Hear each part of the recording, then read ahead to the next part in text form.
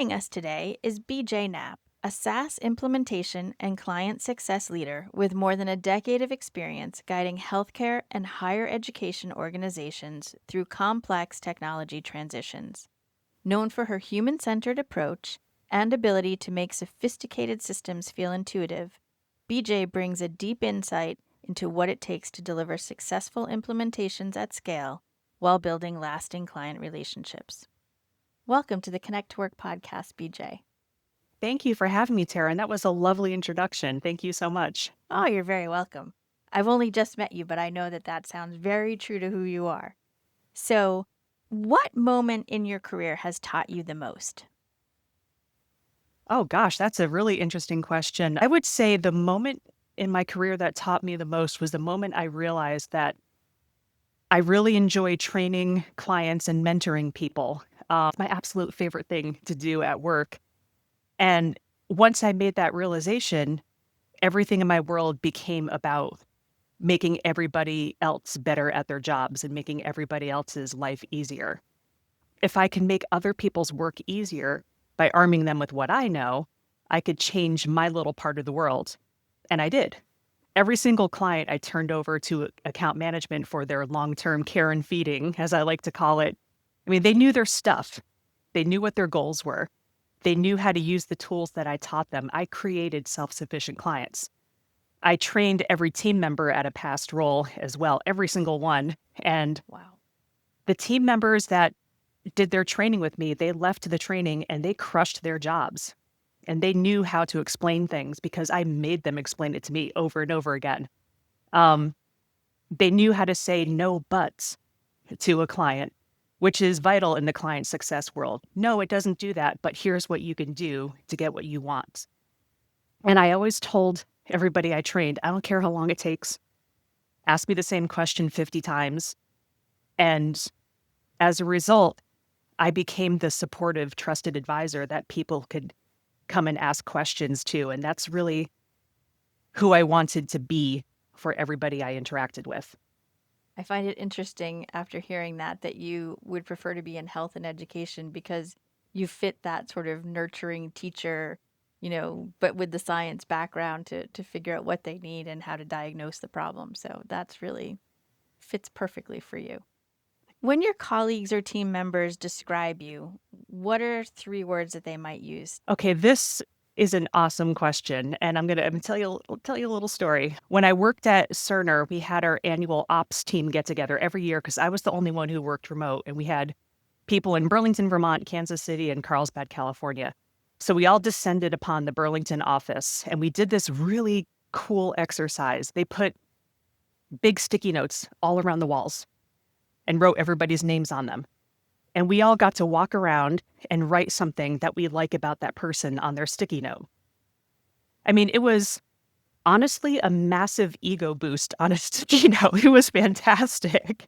I carefully saved it in my notebook and I brought it home and I hung it up over my desk and it stayed there for Aw. years until I renovated. So when I was having a bad day, I would just look over at it and say, okay, that's who I am to these people. But the three words that really jump out at me were team builder, supportive, and hilarious. And there were That's a few other perfect. good, yeah. Yeah, it was like, that's me.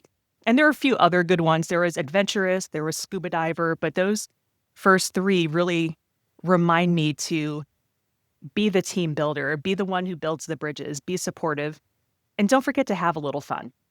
Exactly. Balance, right?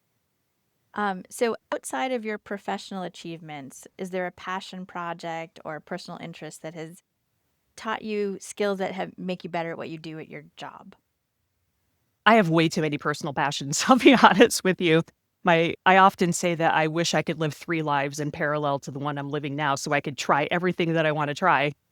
But I have to say that I think that sailing and boat restoration has made me better professionally. I've now owned 5 sailboats, and our 3rd one was one we had for many years, and we restored that boat, and it was sinking when we got it, and we made it not sink, and we replaced every single system on that boat. It was an older boat, this on an island trade.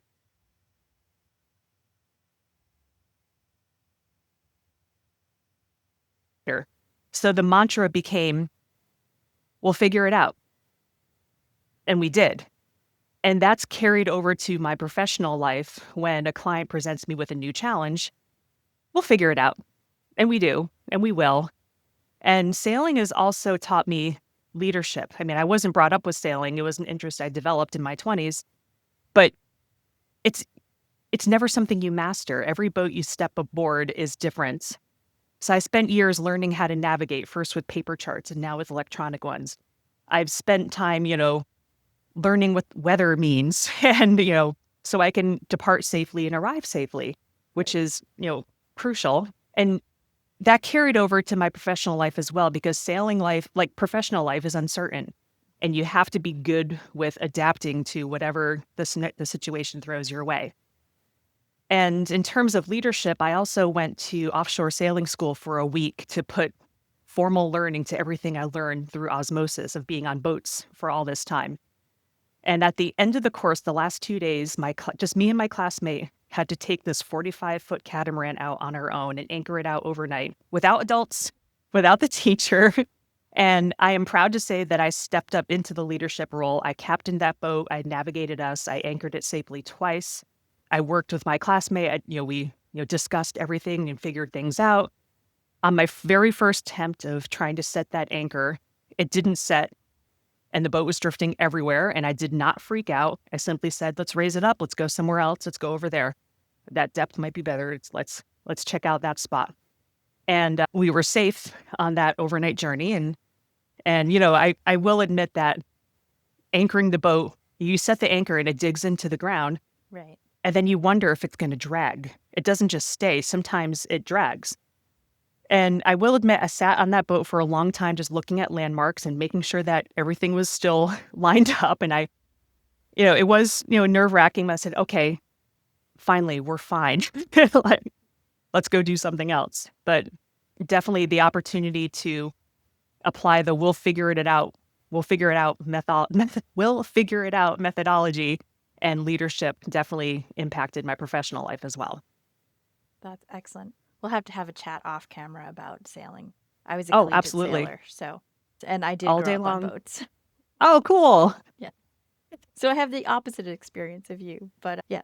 So could you tell me about a mentor?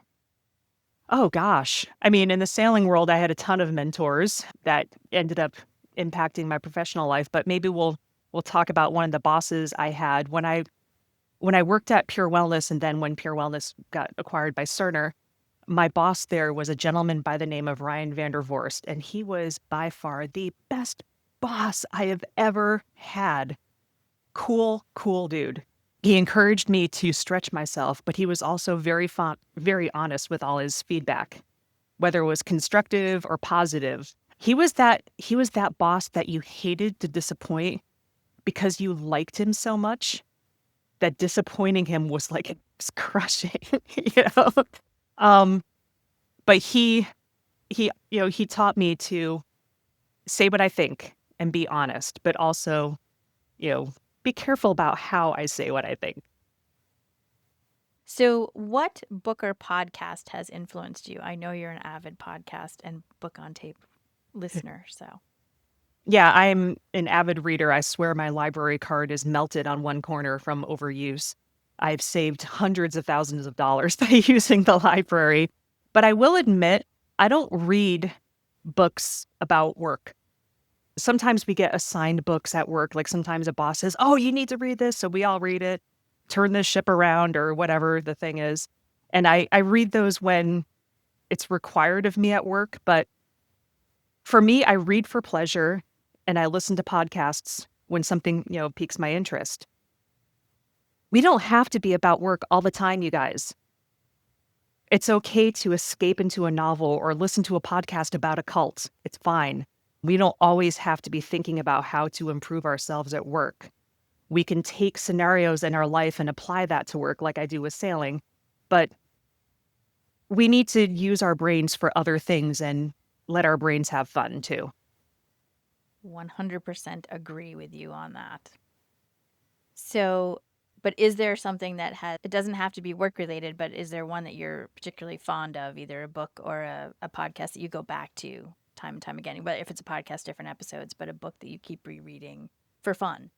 I mean, a book I've reread, I would say my favorite book of all time is The Art of Racing in the Rain by Garth Stein.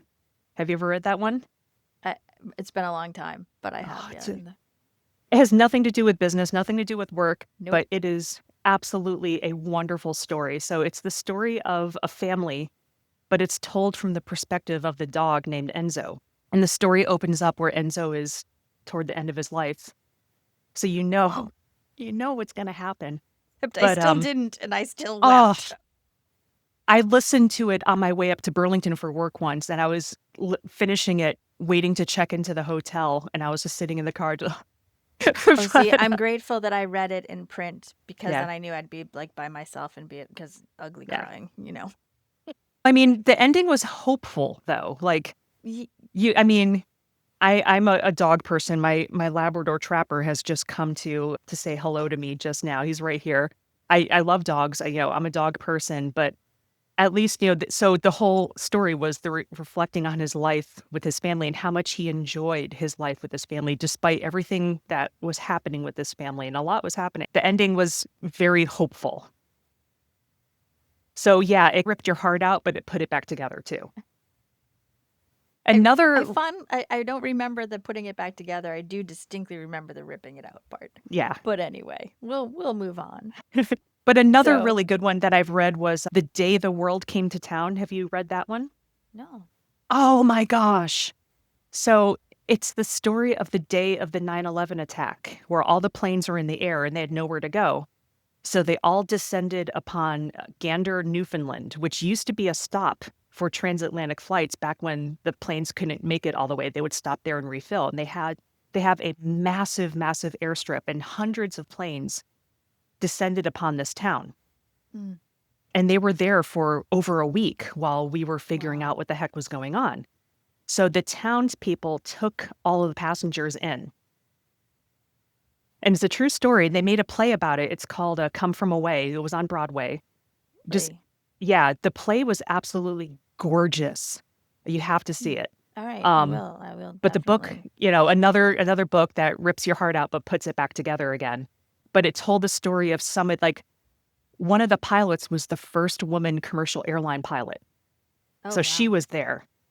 And another passenger was a Saudi princess. And, it told these stories of these people. And the townspeople like prepared food, put people Mhm. up, like made a dormitory in the school gymnasium, pulled together towels and sheets and everything, and welcomed these people into their town and into their homes for, I think it was almost 2 weeks until they were able to fly back out again. That's amazing. There's hope And right yeah, there. it's a beautiful story and it's 100% true. Okay, I will check that out. So that one is The Day the World Came to Town. Can I you could tell go on me, for days. all right, how about if we talk about a mentor? Oh, we did that. Oh, Ryan we did the Vandervorst. mentor. Yeah. You're absolutely right. If you could, this is my favorite question. If you could spend a day learning from anyone, living, historical, who would that be and why? Oh my goodness. That is a very good one. I'm gonna have to think about that one for half a second. Huh. I think I would have to say I would go back and learn from my mom again. My mom passed when I was 27. And I was just coming out of the kicking and screaming, I want to move out of home, like want to get out of here phase. And I never got a chance to be an adult with my mom. Okay. We I both did need a go and moment learn how to there. make, yeah, huh? Right, so we both need a moment there. Yeah. Yeah. But I you mean, did her go and birthday learn. was last week. Yeah. I mean, I did Oh, go and learn how to make pierogi, which, is a Polish dish, and my mom's recipe was add flour until it looks right, which tells me nothing. So I went to a Polish deli, they had a lesson, and now every year I make pierogi for Christmas, and I oh, use her favorite apple for the apple ones, but yeah, I would definitely love to go back and, you know, learn about her as an adult instead of as my mom. that's really beautiful. So it makes this next question seem really trite. But what do you see as the future of your industry? Most of my career has been healthcare adjacent. And what I like about being healthcare adjacent is that I want my job to have purpose. I want my job to, you know, help people, make people healthier, basically is what I want to do. And, I'm applying for jobs quite a bit. And what I'm seeing are a lot more companies where AI is becoming more prevalent. And lots of companies are producing AI tools to help people on the front lines, be more efficient and getting through their red tape, using AI to do the insurance stuff that they have to do, which frees up the people on the front line for caring for patients, which is why they're there. They're not there to fill in the same form 900 times. They're there to make somebody who isn't feeling well feel better. And if AI can do that, I'm in. Let's do it. As long as there's guardrails. Yeah. So, well, that's a great future forecast too. So, is there anything else that we've left out that you feel that a future employer should know about you? I'm authentic. I'm passionate. I'm honest. All I want to do is make your clients self-sufficient and make your clients, happy with the tool, make them glad that they bought the tool that they bought. I want them to reinforce that they made a good decision in buying this tool and build that relationship and, help them to achieve their goals. That's, really all I want out of my day, honestly. That's great. And I think that there would probably be plenty of employers who would love to hear that. So that being said, we will have all of your contact details put up at the end of the video so people will know where to reach out to you and to get your CV and start booking interviews with you. So That would thank you be so wonderful. much for being on Connect to Work with us here today. And we have BJ Knapp, and I'd just like to thank you again. Oh, thank you so much for having me. This has been really cool. We love to hear that.